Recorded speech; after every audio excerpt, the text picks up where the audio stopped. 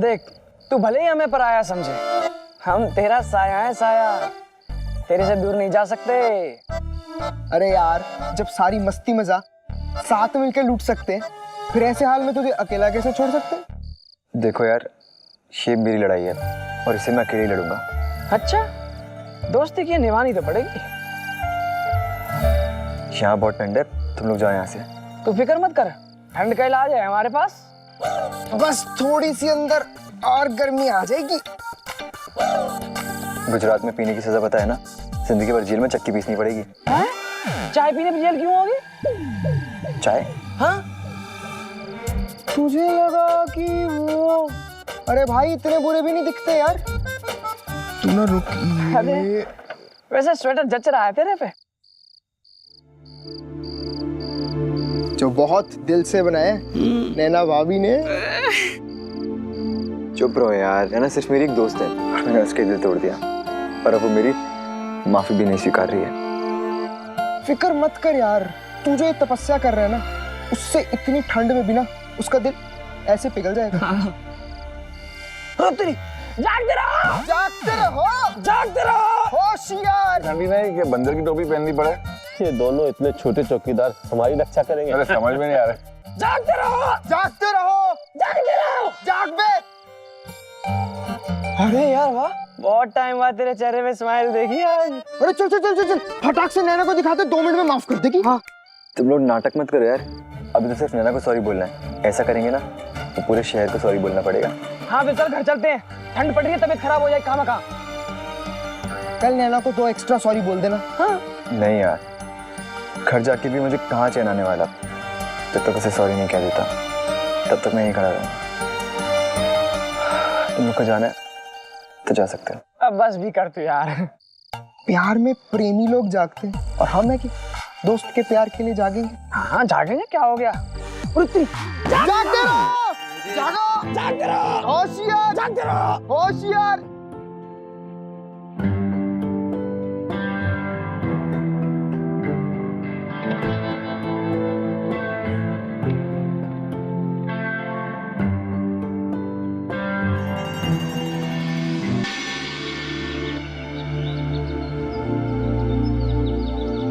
समीर है कि गया? Sorry sorry sorry sorry. उतर गया ना सॉरी बोलने का बुखार? किसी का दिल तोड़ना बहुत आसान होता है, पर जोड़ना बहुत मुश्किल। समीर महेश्वरी अपनी गलती सच्चे दिल से मान ले, इम्पॉसिबल। अच्छा हुआ एक ही रात में बुखार उतर गया।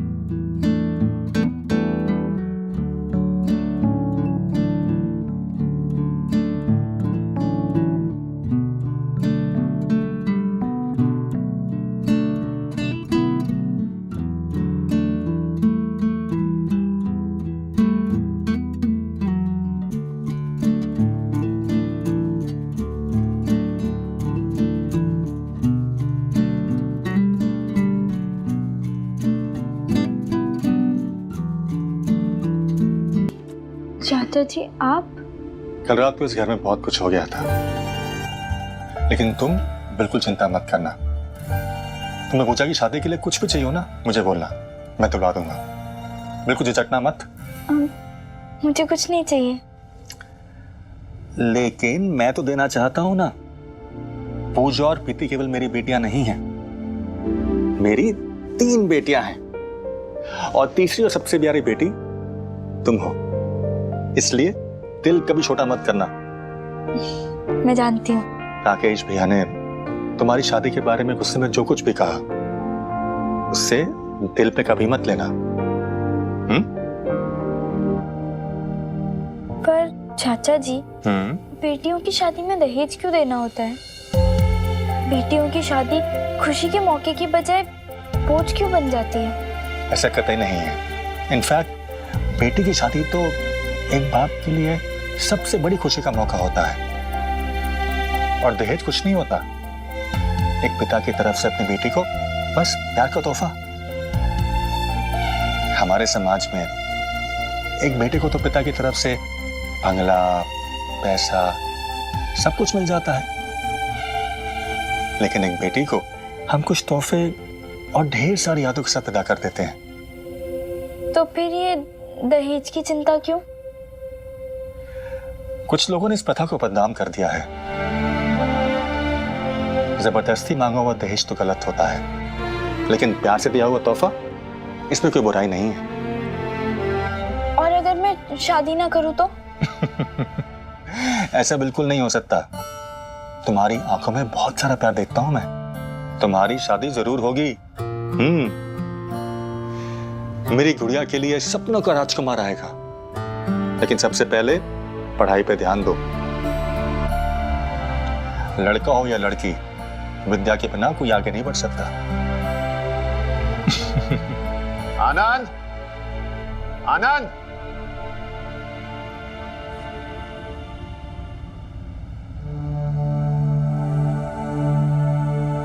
अब क्या हुआ? क्यों बुलवाया मुझे? भैया,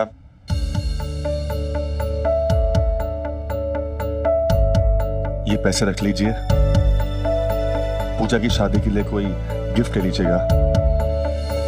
वाह आनंद, क्या तरीका है मुझे शर्मिंदा करने का। ये पैसे मेरे मुंह पे फेंक के ये जताना चाहते हो कि मैं गरीब हूं, निकम्मा हूं। अरे जो अपनी बेटी की शादी के लिए कुछ नहीं कर सकता, वो दूसरे की बेटी की शादी के लिए क्या करेगा? खूब छोटा दिखा लो मुझे आनंद। नहीं भैया, आप छोटे इंसान नहीं हैं, बहुत बड़े इंसान हैं। लोगों ने सिर्फ आपका गुस्सा देखा है, प्यार नहीं देखा। और आपने बचपन से लेकर आज तक मेरे लिए इतना कुछ किया है, और वो भी चुपचाप। हमेशा खुद पुराने कपड़े पहने ताकि मैं नए कपड़े पहन के स्कूल जा सकूं। मीलों तक पैदल चल के गए ताकि मैं साइकिल पे सीए बनने के लिए कॉलेज जा सकूं। वो मेरा फर्ज था आनंद। मुझ पे आपके प्यार का कर्ज है, और वो कर्ज मैं कभी भी नहीं चुका पाऊंगा। अगर वो एहसान नहीं था तो जो मैं आज करने जा रहा हूं वो भी एहसान नहीं है। भैया जिद मत कीजिए, ले लीजिए ना, ले लीजिए भैया प्लीज।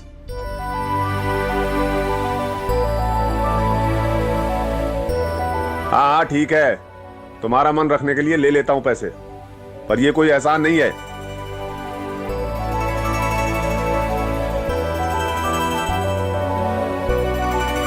देखे, भगवान झूठ ना बुलाए, कैसे झट से भाई साहब ने पैसे ले लिए ना, और हमारे पैसे ऐसे लेकर के गए जैसे हम पर उपकार कर रहे हो। मिला, तुम चुप रहो।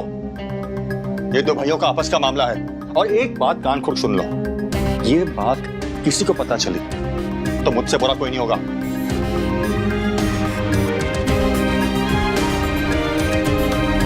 नैना, नाश्ता लगा। उन दिनों रिश्ते पैसों से ज्यादा मोल रखते थे। आज तो एक छोटी सी बात पर रिश्ते खत्म हो जाते हैं, लेकिन तब रिश्ते प्यार की वो पूंजी होते थे जिसे जीवन भर संभाला जाता था। समीर ने मेरे साथ जो किया, उसकी वजह से रिश्तों पर से मेरा भरोसा उठ गया था। कोई किसी पे कैसे भरोसा करे, पर उस दिन चाचा जी ने जो किया, उसके बाद फिर से रिश्तों पर विश्वास करने की एक छोटी सी उम्मीद जाग रही थी।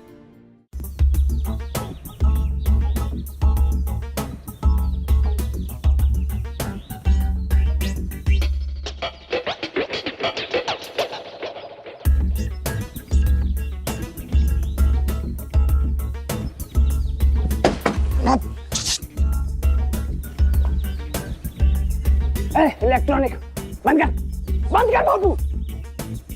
और नहीं तो क्या, एक तो ने पहले भेजा खराब है कि उस भाई को कैसे मनाया जाए, ऊपर से भोपू, मैं तेरा भोपू फोड़ दूंगा, बंद कर। कौन हो भाई, इतना रूप क्यों जमा रहे हो?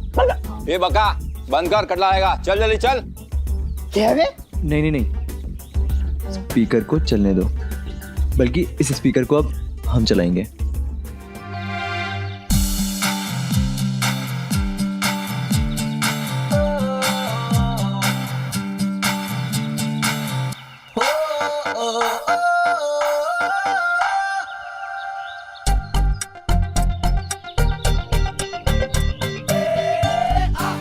अरे दोस्त, अरे भोपू बड़े सुरीले, इसमें मेरी कैसेट बजा। क्यों बजाऊं? थोड़ी देर पहले तो बंद करने के लिए बोल रहे थे, पागल हो क्या? पैसे ले लियो, कितने पैसे चाहिए तुझे? चला इसे अभी, चला। पंडित, जल्दी चला।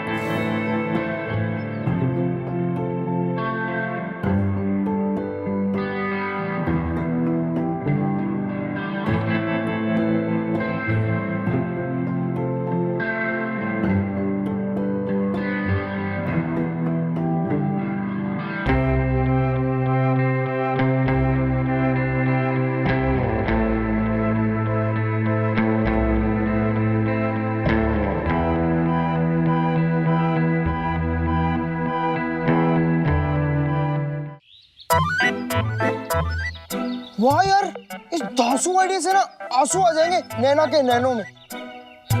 अच्छा, नैना को कैसे पता चलेगा कि ये गाना तू नैना के लिए बजवा रहा है? नहीं आएगी यार वो आएगी, जरूर आएगी। नहीं आएगी। बस 3 तक गिनो, वो आएगी। 1 2 सवा 2 250 3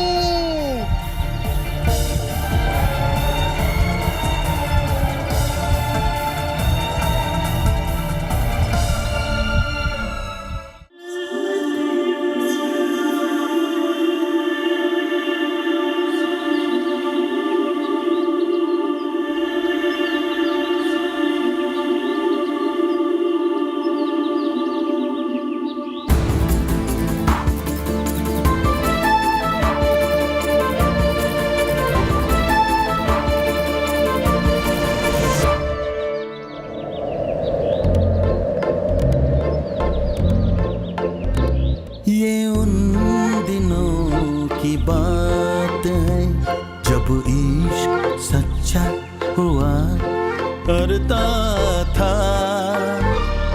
ये उन दिनों की बात है जब इश्क में पढ़ना अच्छा हुआ करता था।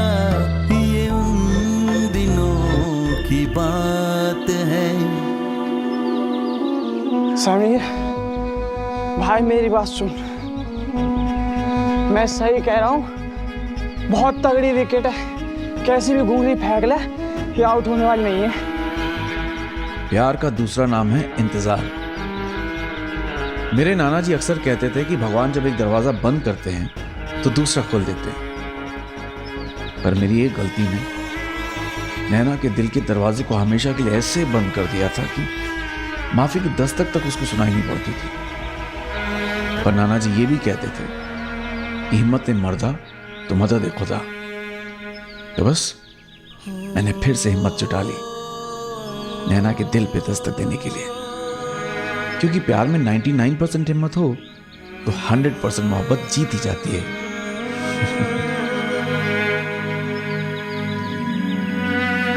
देख यार समीर, आज का कोटा खत्म हो गया, उस पर कोई फर्क नहीं पड़ रहा। चल हम चलते हैं घर यार। नहीं, मैं उसकी नाराजगी से डरता नहीं हूँ, मैं रुकूंगा यहीं। चल ना।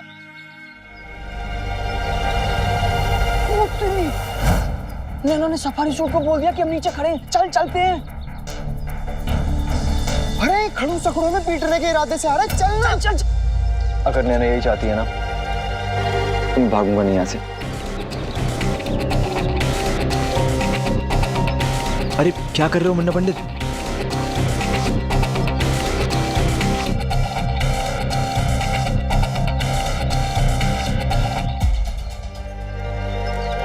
यार रुकना, अब खतरे से खाली नहीं है। चल चल चल चल चल। नहीं यार समझा कर, सुप्रभात का टाइम है, शरीर को कुछ कुदरती करिश्मे दिखाने होते हैं, उसके लिए चल ले। अगर तुम लोगों को जाना है तो जाओ, पर मैं कुछ देर और इंतजार करूंगा यहाँ। तपन जी का नाम लिखा? सरनेम क्या है तपन जी का? पटेल। पटेल पटेल। और दिग्विजय सिंह और शीतल सोमानी। श्रवण का क्या सरनेम क्या है? श्रवण। भाभी जी, मैं क्या कह रही थी, ये जो लिस्ट बन रही है ना, इसमें से मुझे लगता है कि 150 से 175 के लगभग मेहमान आने वाले हैं। पर इतने लोग बुलाने क्यों हैं? लोगों को कितना भी खिला पिला लो, लोग तो हमेशा बातें करते हैं। 11 रुपए का लिफाफा थमाकर एक घर से 6-6, 7-7 लोग आ जाते और फिर मुंह बना के बोलते सौंफ थोड़ी कच्ची थी। फिलहाल रहने देते हैं भाई। ये रिश्तेदारों की लिस्ट और ये मोहल्ले वालों की लिस्ट तो तैयार हो गई, बाकी कामकाजी लोगों की लिस्ट आनंद से बात करके फिर फाइनल कर लेंगे। लाओ बाबू कुछ तो खाने। ये लीजिए भाभी, पूजा की शादी के लिए मेरी ओर से।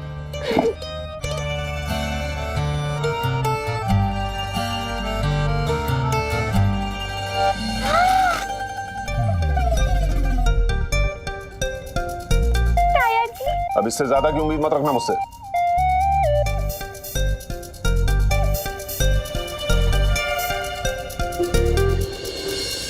ओ भाई, देखा एक ही दिन में इतना महंगा तोहफा कैसे आ गया? मतलब पैसे हैं लेकिन हाथ जेब में नहीं जाता है, फिर ये कहाँ से आ गया? रहने दीजिए भाभी जी, मैं चुप रहूं यही अच्छा है। ने वाह, मुझे तो पूरा शक है कि आनंद बाबू ने इनको चुपचाप तुमसे छुप के मदद की है। जाने दीजिए ना भाभी जी, पर अगर सच कहूँ ना। सब्जी ले लो। हे भगवान, मुझे तो सब्जी भी लेनी है। ये छोला कहाँ रख दिया? भाभी जी मैं आती हूँ, आपको बाद में बताऊंगी। हाँ सब्जी। अरे आई, मैं इसको रख के आती हूँ ताई जी। ऐसे ही होता है, जब भी सच बोलने को बोलो ये पल्ला झाड़ के चली जाती है। ये सोचने की बात है कि आनंद बाबू राकेश बाबू को पैसे देंगे क्यों? हर कोई अपनी बेटी की शादी के खर्चे के बीच किसी दूसरे को पैसे देता है? आपको क्या लगता है आनंद बाबू इतने भोले हैं? देखा, ऐसा ही होता है। यहाँ मेरे भोले भाले पति लुटाए जा रहे हैं और किसी को कुछ खबर ही नहीं। भगवान झूठ ना बुलाए, ये तो वही बात हो गई ना, नेकी कर और दरिया में डाल। हे भगवान, पर कब तक ऐसा चलेगा? कब समझ आएगी उन्हें? छोड़ो। तुझे कितनी बार कहा है कि मेरे स्कूटर के बगल में कोई साइकिल खड़ा ना करे? ध्यान नहीं देता क्या? पंडित समीर,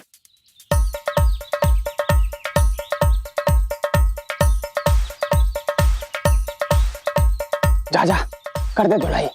टीचर है यार, ऐसे कैसे बोल रहे हो तुम लोग? नहीं, अपने ससुर जी के स्कूटर की धुलाई कर दे।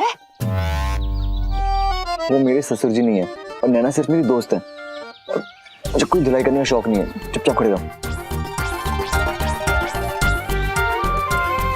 क्या दिमाग होगा। भैया टमाटर कैसे दिए? 3 रुपया। क्या 3 रुपए? हाँ, अरे रोज टिंडे ले जाती हूँ आपके पास से, थोड़ा भाव कम नहीं करोगे क्या? बहन जी लेना है तो लीजिए, भाव कम नहीं होगा। सब्जी वाले, लोगों के पास पैसा देख लिया तो उन्हें लूटने के लिए बैठ गया? हाँ, कालूपुर की मंडी बाजार में आधे दाम में मिलता है, सब पता है मुझे। तो वहीं से ले लीजिए, जाओ। तू मुझे सिखाएगा कहाँ से ले, कहाँ से ना ले? तेरा गली में आना बंद करवा दूंगा मैं, समझ ले। अच्छा ठीक है, 2 रुपया कम दे दीजिए। हाँ, अब आयो खास पे। भगवान झूठ ना बुलाए भाई साहब, आप रहने दीजिए ना। क्यों रहने दूं? मेरे छोटे भाई की मेहनत कमाई पैसे हैं। ये सब्जियों की तरह झाड़ पे नहीं उगते उसके पैसे। एक एक पैसा बचाना सीखो। पता नहीं कैसी उड़ाऊ बीवी मिली यार अब तो। उड़ाओ बीबी? अरे अपने पति का पैसा खर्च कर रहे हो, वो भी अपने गृहस्थी पे। मुझे अपनी जिम्मेदारी निभानी खूब आती है। हाँ अच्छा, तुम ही जिम्मेदारी निभाती हो? मतलब मैं जिम्मेदारी नहीं निभाता हूँ? और मेरा खर्चा तुम्हारे मायके वाले आके चलाते हैं क्या? अरे छोड़ो, उनके पास है क्या? मेरा खर्चा चलाएंगे वो। भाई साहब, आप मेरे मायके वालों पे तो जाइए मत। और मेरे मायके वाले ना ऐसे 2 रुपए के लिए बहस नहीं करते, हजारों कमाते हैं वो। क्या बोला? फिर से बोलो, क्या बोला? ये लो भैया। अरे क्या बोला तुमने? अरे मुंह पे कह के जाओ ना। जब देखो ठीक से घर नहीं चला सकती हो तो खुद भी नहीं चल सकती हो क्या देख के? अरे ये क्या किया तुमने? नैना की साइकिल तोड़ दी। रात के मच्छर देखे, बैठे बैठे सोना सीखा, जमीन पर सोने के लिए कौन कौन से एंगल बदलने पड़ते हैं वो भी सीखा। यहाँ तक कि नैना के पापा और चाची के बीच का झगड़ा भी देखा, लौकी जैसी सब्जियों के दाम भी जाने। पहले नैना साथ रहकर मुझे डायरेक्टली पढ़ाया करती थी, नई नई चीजें सिखाया करती थी, और जब साथ नहीं थी तब भी इनडायरेक्टली कुछ ना कुछ सिखा ही रही थी वो मुझे। ये उन दिनों की बात है।